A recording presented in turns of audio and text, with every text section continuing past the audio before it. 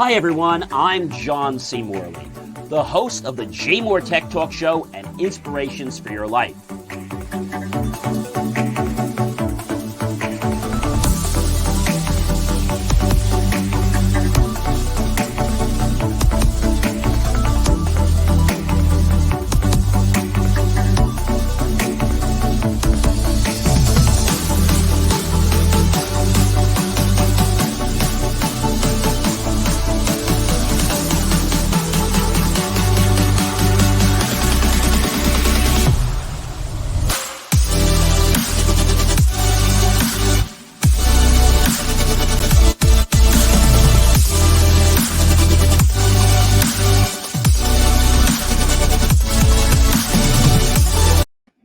Hey everyone, it is John C. Morley here, serial entrepreneur. Welcome to the JMOR Tech Talk Show, with today being Friday, yes, September 23rd. I can't believe we only have one more week. I know several of you have been asking, where is Marcus? He's around. He's been busy with some other projects that he's working on. Hopefully we'll see him a few weeks to a month. I'm not really sure when, but the show is continuing to go on, and we have some great guests coming up, and we have some live shows, which are going to be really, really amazing. I also have a golf professional coming up in a few months that's actually going to talk about how to keep your golf course and club out of the red, keep it profitable in the black, and using technology to provide those services that members want so much, and able to actually cut your costs down for the club, which is usually a problem for a lot of clubs. So we'll talk about that in a few months with a professional that's coming on. His name is Jason Miller. He'll be coming on, like I said, in a few months. So we're really excited to have him come on. So let's talk about today, shall we? So we've got a great show for you. First thing I want to talk about is some of the new, ladies and gentlemen, the new features on the iPhone. I'm not sure if you guys know about the new iPhone, but there are a lot of new iPhone features. Yes. All right. So first one I want to talk about is something that's kind of cool, but a little creepy. It's called the auto hang up feature. All right. So if you were to go into your iPhone and you're on version 16.x or higher, what you basically have to do, if you go to your settings screen, all right, and when you go to your settings screen, you can basically just go right in there, and then there is going to be an option there under your phone that you can actually control the hang up. So what is this going to do? It's actually really, really, really cool. So when you're on the phone, you actually can tell Siri to hang up the phone. Tell me that is not cool or what. I mean, I think that is absolutely amazing. So to have Siri hang up the phone for you, you can go to your settings, just type in Siri, and you can basically just go ahead and then touch Siri. You'll see a lot of options there, such as type to Siri. Siri will listen for voice input when you press and hold the side button. I left that off. Siri pause time is default. You can do a longer or longest. Spoken responses, automatic, or prefer spoken responses. So that's pretty cool. Always listen for Hey Siri. Show apps behind Siri. Announce notifications on the speaker, so Siri can announce your notifications to you over your device's speaker, which is pretty cool. The call hang-up feature. If you enable the call hang-up feature, it will have Siri listening whether you're on a phone call or a FaceTime call. And you have an iPhone 11 or newer device, it will be able to actually hang up the call. So you just say, Siri, hang up. And so I was talking to a friend of mine the other night, and he's like, that's kind of weird. He's like, do that. And then as I was about to say, it's pretty cool, I was just saying to him, like, Siri, because he's like, we could end the call. Siri, hang up. He's like, well, don't do it. And a second later, the call got hung up. And I think that's pretty cool. But again, you enable that in your Siri settings, so it's really easy to manage. Pretty cool. I like that they added that extra option now for the the regular, long, and longest. So that's pretty cool. So another new feature, ladies and gentlemen, that they have rolled on is actually called the customized lock screen. All right, this is really cool. So if your phone is locked, you can basically touch your lock screen. And on the lock screen, you just touch it, and then you'll see customize. And then it says here, add a new wallpaper to make edits. Or what I can do is I literally can swipe over and I can pick what I want to be in there. So, for example, I can pick one of my photos, so a photo shuffle, which I think is pretty cool. You can pick what you want very, very easily. You can pick different photos. Really, really cool what you can do. You can add new wallpaper. You can do photos. You can do people. You can do what they call a photo shuffle. And then by having a photo shuffle, you can actually choose which ones that you want, which I think is really, really cool. So a dynamic set of photos that shuffle as you use your iPhone throughout the day. So you can select photos manually, or you can use your featured photos. So by selecting photos manually, you basically pick which photos that you want. And it basically knows the photos by your face, which I think is really, really cool. So a great way to have the phone actually have your face on there with different positions. So that's really cool. Of course, you have things like there's astronomy, there's weather, there's emojis, there's color, there's pride, there's collections. You have suggested photos, and you have the photo shuffle. You have the weather astronomy. You can do different emojis, different colors. Really cool. You can even set up if you want to have weather, and you can choose to have a weather widget on your phone, which I think is really cool. So I could choose, for example, what I want, a certain time, a certain location, and it will be right on my lock screen. I think that is really cool because a lot of times people want information, but they don't necessarily want to unlock their phone. And if you were an astronomy buff, well, guess what? You could then add a particular area and get the astronomy information about that, which I think is really, really, really cool.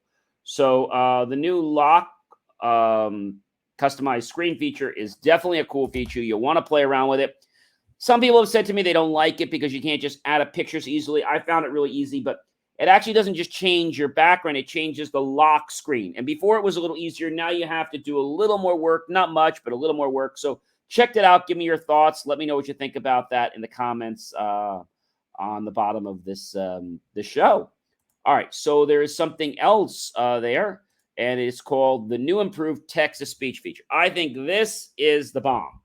All right. So before, when you used to do, let's say you wanted to do any type of speech to text, you would have this little microphone button. I'm not sure if you guys can see it there on my. If I hold it back, you may not be able to see it so well because it's kind of nighttime. But anyway, there's a microphone button at the right. If I touch that button, the button will have a little gray. Basically, it's in a gray circle. Okay. And it's all filled in. So it's a circle that's fully gray. When I touch it, I can not only talk, but then I also can speak. So let's say I wanted to touch it, and I'll say, this is a test to see how well the new iOS 16.x software actually works.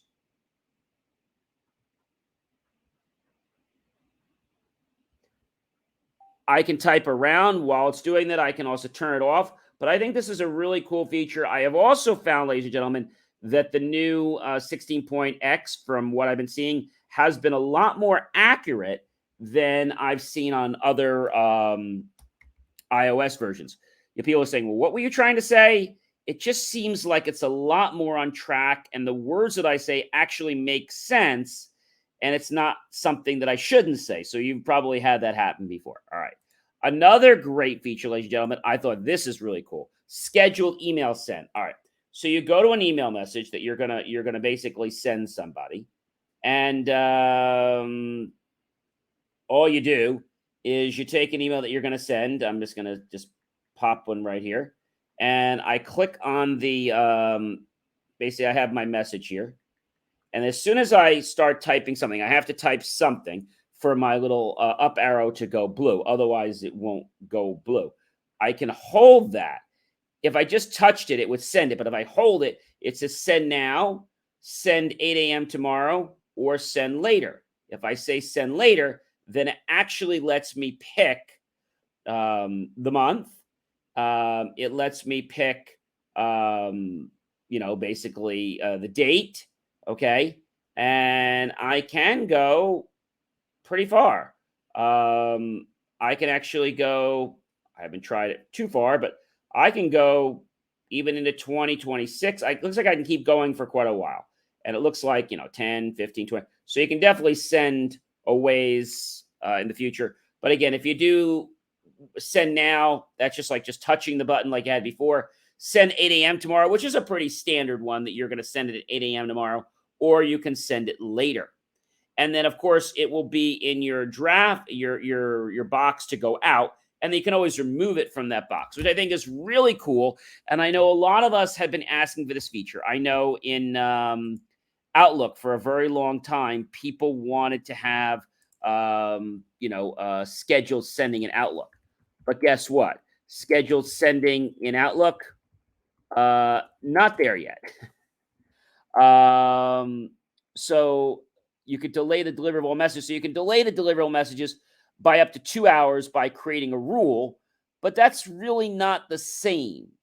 So I think they got rid of the scheduling in Outlook. I think that's something they definitely should put back. But again, it's not there. But I think this is great because a lot of times you might be typing something at night and you don't necessarily want to send it at 10 or 11 o'clock at night or 12 o'clock at night. You want to send it the next morning, which I think is really, really cool.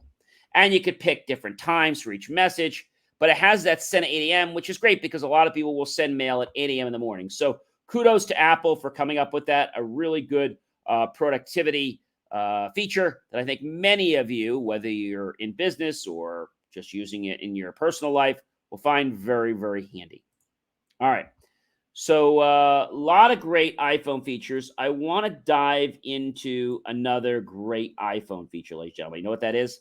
That is the unsend feature. That's right. So Apple has now added the unsend feature to the iPhone 16. And so how does the iPhone unsend feature work? Well, I thought you would never ask. So to unsend messages on the iPhone iOS 16, you simply long press on the message, tap undo send, and presto, voila, the message is unsent. Now you'll immediately see an animation where your message explodes into little pieces before it's gone completely. That, ladies and gentlemen, is really cool. So, how to turn on the unsend messages on iPhone? So, you can recall a message, and it needs to be an iMessage in blue. That's really important.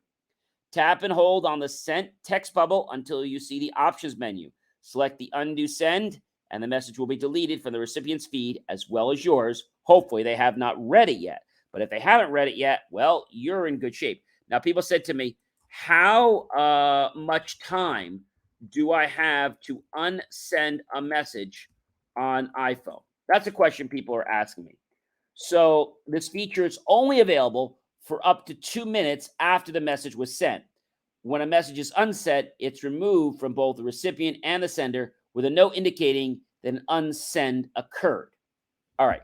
So they may not necessarily know what you sent, but they're going to know that you're meant to send something. What was that? Oh, I was just typing something stupid. I unsent it. And they're probably like, well, what was you sending me?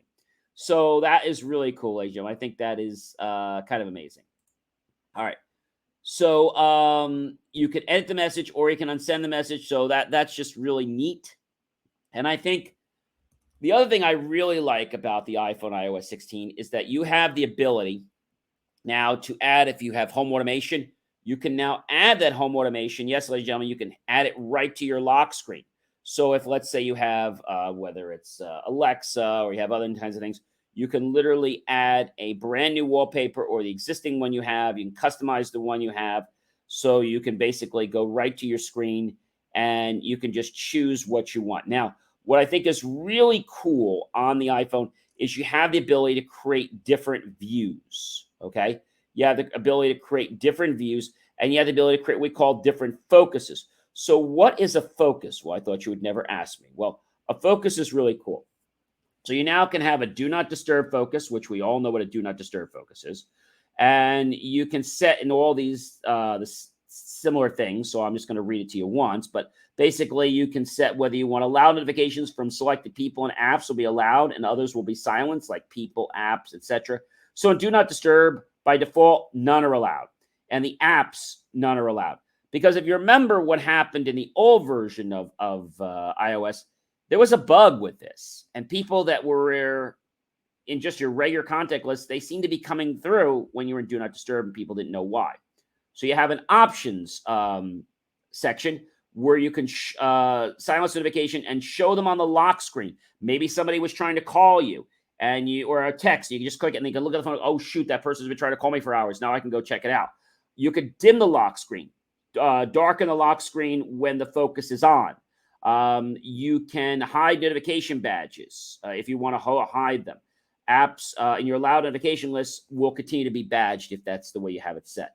You can have it turn on automatically at a certain time and off at a certain time. And you can also, ladies and gentlemen, basically pick. So you can say a time. You could say when I arrive at work, when I arrive at this location, automatically happens. When I open this application, it automatically happens. Automatically turn on Do Not Disturb at relevant times throughout the day based on signals like your location, app usage, and more. You could do that as well. You have focus filters. So you can customize how your apps and your devices behave when the focus is on. So you can basically have different focus filters like calendars, mail, messages, other things you have, such as power mode. I think that's really cool that you can have that information. So you can set up a Do Not Disturb focus. You can have the personal focus, a sleep focus, and a work focus. And then you have the ability to focus can be shared across your devices, turning one on for this device will turn on for all of them. So if you have, like I say, an iPhone, and then you have tablets, it can go across. So right now, it says to me that my focus status, my current focus status right now is just the one that I have, and it's just on right now. So pretty easily to do. And I think you're going to find that this focus feature is really cool because, you know, you like I said, you can go in and choose people. You can basically allow notifications from, and then you can pick the people. So you're probably wondering, so how does it pick the people? Well, it normally shows the last set of people that you were calling or texting basically on the screen. You can also say add people, and then you can just go through and you can pick them by a checkbox right in your thing. If you go to the very top, let's say, for example, and you were to pick something, like you picked a couple people, you can literally go to the top. You can go to list. You can even choose go to all. You can choose all phone and showing your list, and then you can pick it there. So it tells me how many contacts I have, which I think is really cool. Something else that I really like a lot is it has the ability to tell if I have duplicate contacts. So when I go into my contacts, which is, you guys know how to do that. It's really easy to do. There's also a new navigation, the way they do search. So there's a search little bubble at the bottom. You touch search, and now I can actually type what app I'm looking for or what I want, and it will automatically find that very easily. I don't have to spend hours trying to find things. So I think that is definitely really cool. Definitely, check that out. But a lot of great features I feel that you're going to definitely want to use and check out. This is not an iOS version that is a toy. This iOS version is probably the first version that I've seen by Apple that actually seems to be targeted at professionals and even people using the phone casually to manage their lifestyle without having to sacrifice the way the phone was implemented. So kudos to Apple. Kudos. Really good. I don't give them a lot of kudos, but I definitely want to give them a kudos on this. All right, so that's a lot about the features. I'll talk more about other iPhone features in future shows, but I definitely want to share that out with you. And if you're on the fence about whether you should go to this version, do it. I can tell you that it has not been very troublesome. I've actually found that the battery life has been better. I think that is really cool. When you're on your lock screen, you have your airplane mode, you have your Bluetooth, you have your Wi-Fi, and you have your cellular icon all there on the screen. And if you basically touch it, the cellular has green. If you take that off, then that means that you've turned off your cellular, which you don't want to do. If you tap the airplane mode, it automatically puts the phone in airplane mode, and you'll notice the Wi-Fi is off. I can also then turn Wi-Fi back on. But one thing that's interesting is that if I'm on an airplane, I don't like the fact that it turns off my Wi-Fi, because then I have to go back and turn it on again. So I'm not crazy about that. You do have the focus. So vary from that screen, I could pick whether I want to be in do not disturb, personal, work, or sleep without having to go crazy to all these extra screens. I have the ability to change my brightness right here, which you can then do with your focuses. I can set my volume right here, which I think is really cool. I can also choose to basically I can choose to lock. My foot really easy. I just choose on the lock, or basically the phone's lock or unlock, so I can do that. So if I was in a screen, I can very easily change that. So for example, if my phone was, let's say, locked, I can just change that really, really easily. I think that is definitely something that I think a lot of people are going to find. How can I say? I think a lot of people are going to find this helpful. I think it's definitely going to be something. So in order to get to the screen, you go to your top right and you pull down. So if you touch the little lock with the circle going basically clockwise, if it's in the white, so right now, if you have it that the phone is actually in the lock, it basically means is portrait orientation lock off. So if it's red, portrait orientation lock is on. If it's in the white, portrait lock orientation is off. So what the heck is portrait orientation lock? Well, I'm going to explain this to you. So portrait orientation lock is, again, is a new feature, and it's pretty cool because you can basically set your phone in a neat way. So on the iPhone, when you tilt your device on its side, the screen will follow and rotate to the landscape orientation.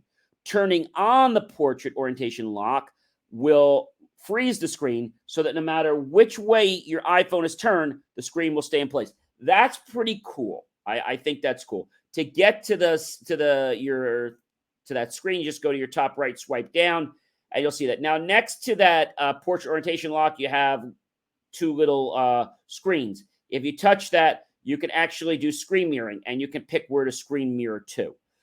Really cool. You have your flashlight option right there. Next to that, you have your timer, which I think is really cool, right there on the screen. You also have your calculator right on that screen. Very useful. And you have your camera right on that screen. All right. So a lot of useful features. You have a little ear. And on the ear, you could turn background sounds off, or you can connect a compatible audio device and use Listen Live.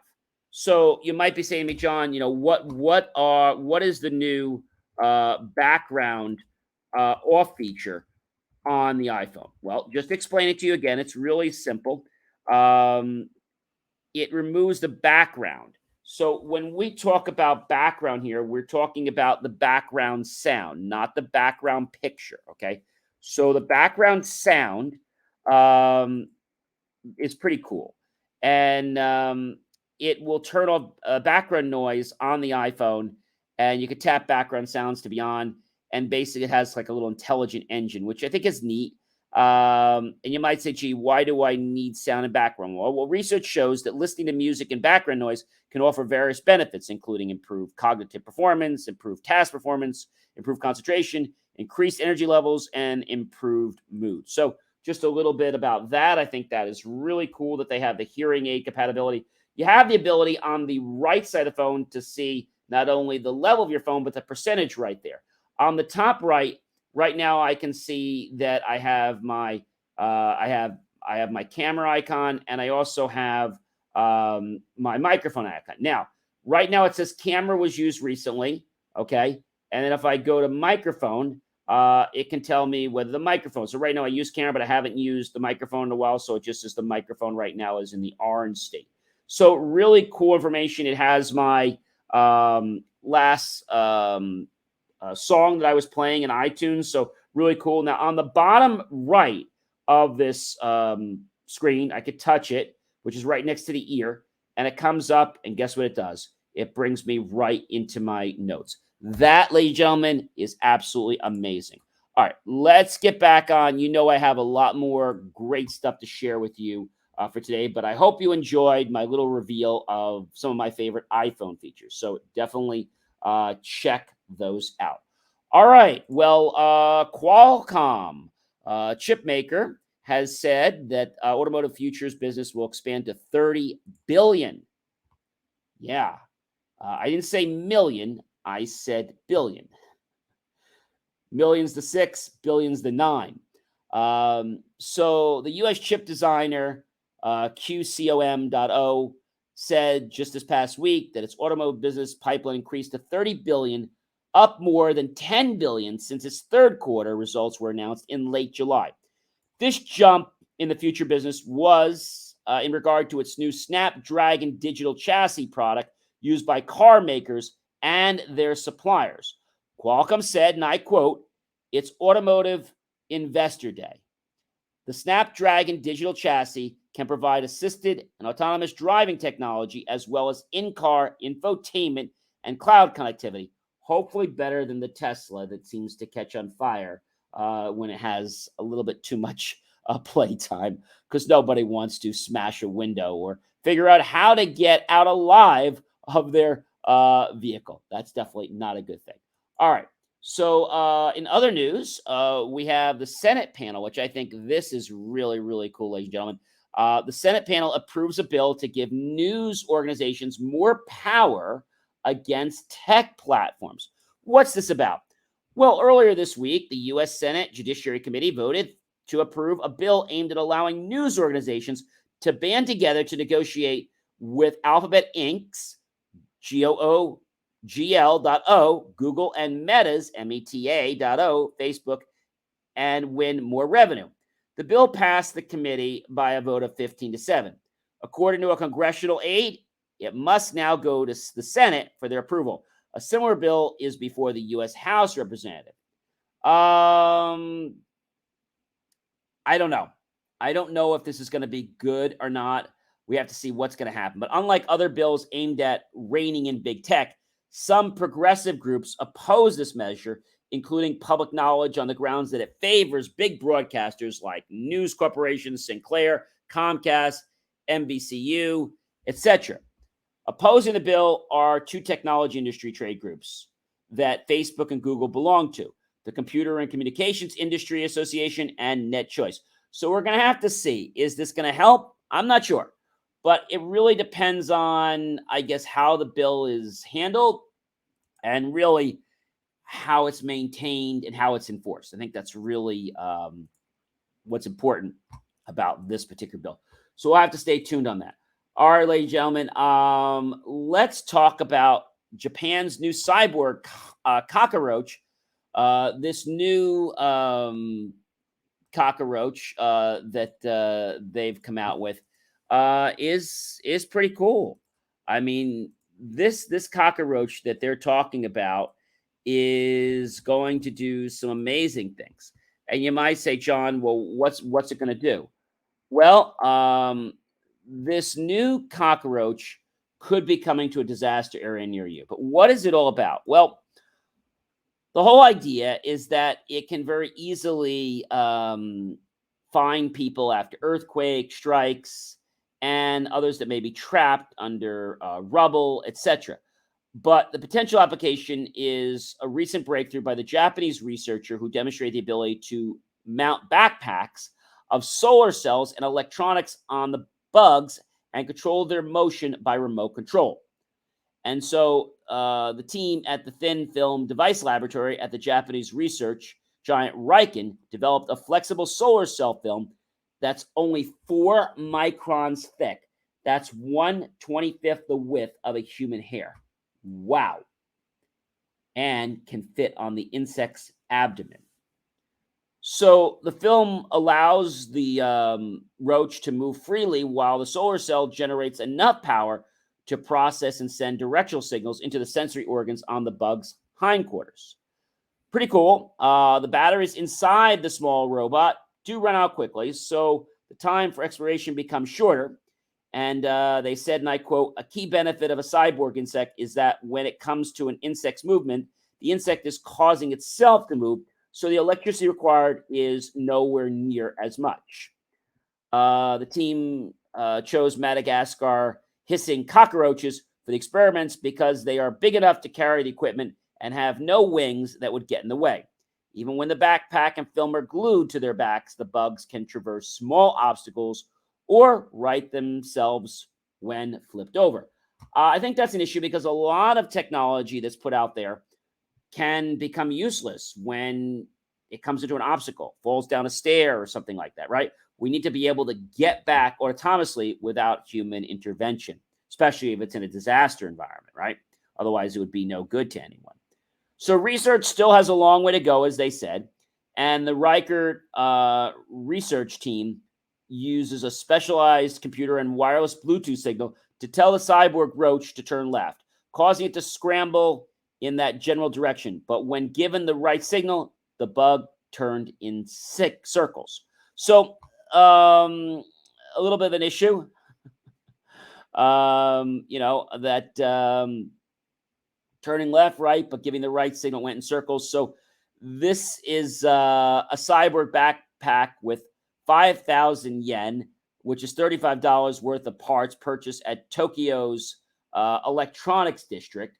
And they're manufacturing them pretty cheap. Now, if they're manufacturing them for that kind of money, you might be saying to me, John, so what is this mean? So $35 could mean that the bug could be somewhere around $100. I think once they put more R&D time into it, we're going to find that it's going to probably be maybe in a few $100 more, because we all know nothing works well, even if we have good hardware, if we don't have good software, right? Or firmware. So that's going to be important that they've tested all that out. So lots of great stuff, definitely happening. But if you had to say to me, John, the new tech news has to be, what's been going forward. And I have to say that there is a lot of news out there, a lot of breaking news. The biggest thing I think right now that's been going on beside the chip challenges that have been happening is, what's really going to happen with technology and robots. And the other issue, which I think is really cool, is the UK is to examine cloud service, and right now it's being dominated by Microsoft and Google. So, do we have a monopoly here by Amazon, Microsoft, and Google? I think we do. And so, do we want to keep building other types of digital farms out there? Or do we want to be at the mercy of just, let's say, one or two companies that are going to predicate what's actually going on? See, I think that's the biggest problem. Even what's happening, with Amazon Fresh. And you might say, John, so what is the problem with Amazon Fresh markets? Well, Amazon Fresh is having some issues. Let's just say that. So the solution to a problem that doesn't exist, what's going wrong for Amazon Fresh is probably the biggest headline you see everywhere. Amazon is reportedly pausing the aggressive UK rollout of its Amazon Fresh convenience stores following a little bit of some lackluster sales at its 19 existing London locations. So, when leaked documents not too long ago revealed Amazon's plans to roll out a further 260 Amazon Fresh store in the UK by the end of 2024, it seemed the online retail giant had everything it needed to succeed as a brick and mortar grocer.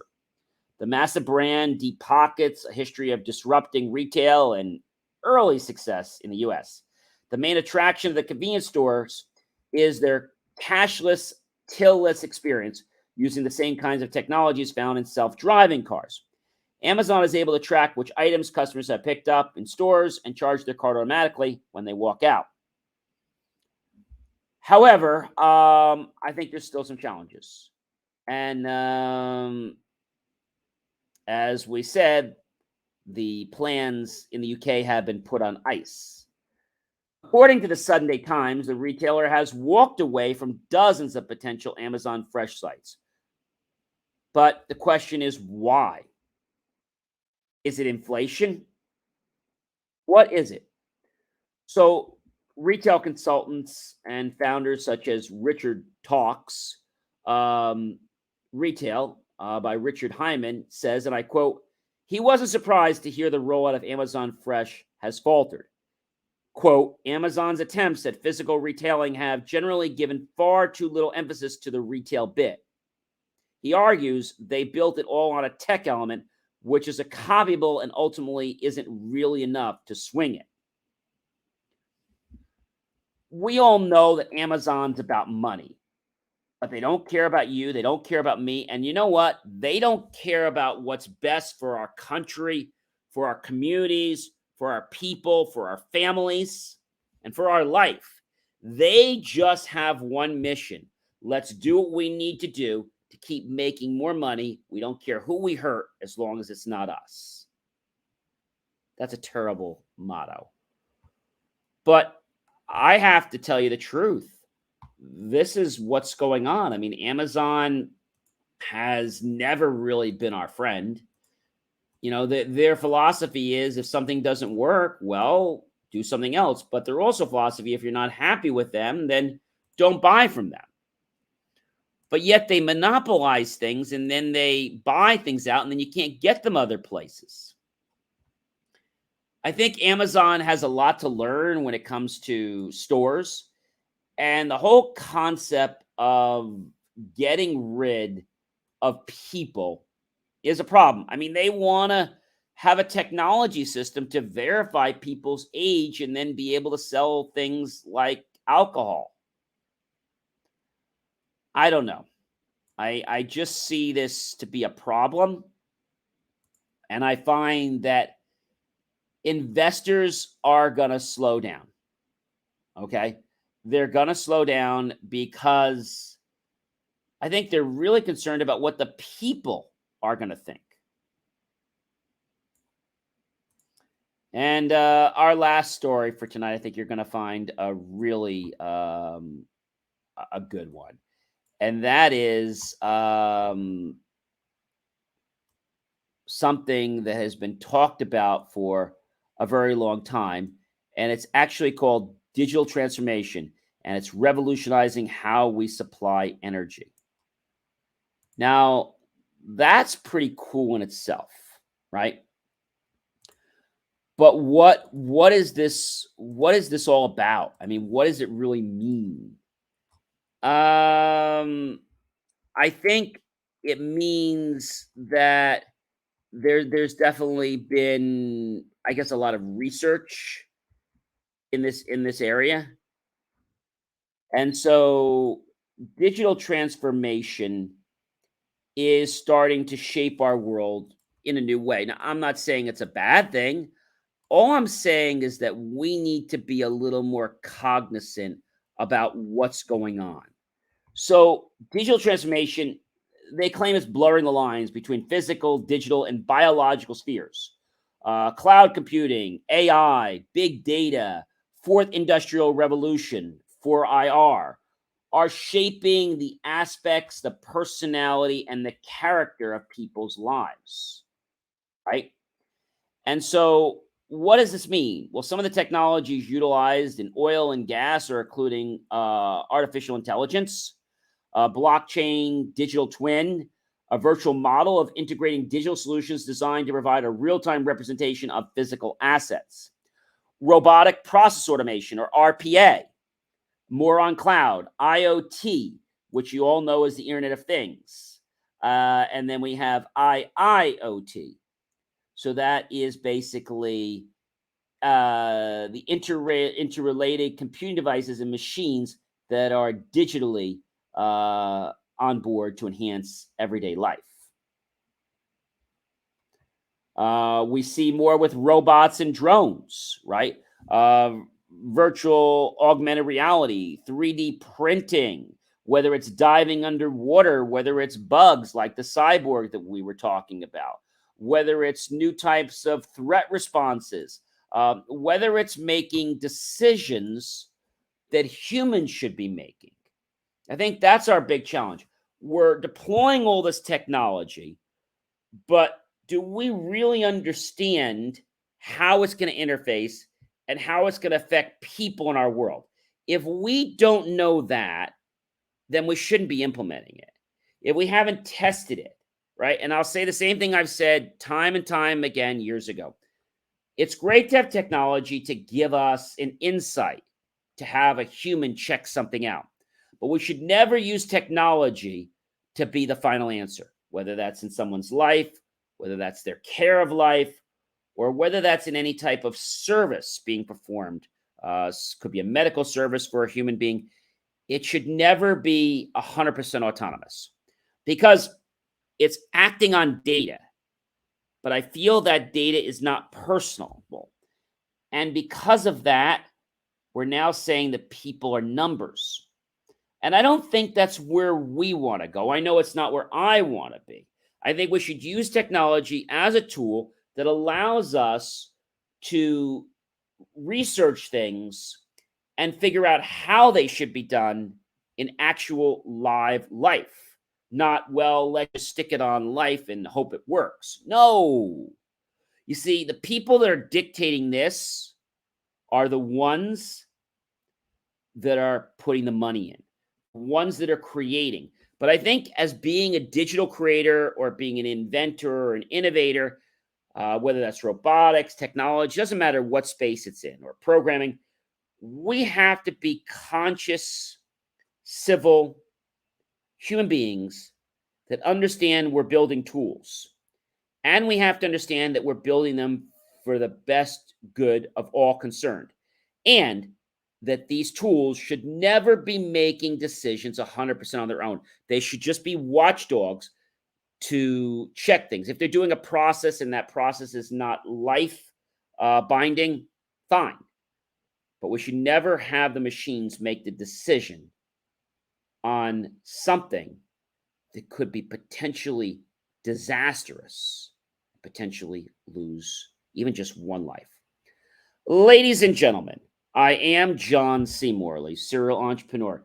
It has been an amazing privilege, an amazing honor to be with you again this wonderful Friday, September 23rd. I hope you will like, love, and support my show and lots of the other content on believemeachieve.com. I hope you will check that out. I know you're going to love it so very much. If you're looking to be a guest on the JMOR Tech Talk Show, visit jmor.com, click on reach out, and apply. We don't accept everybody. Remember, this is not a sales show. This show is about bringing vital, critical information to empower and improve the quality of other people's lives for all concerned. I hope you guys have a great rest of your weekend. And remember, when we use technology, it's a tool. So when you choose to use it, make sure that you use it for the good of all concerned, which is for the better of all mankind. Have yourself a great rest of your weekend, everyone. I'll see you next week.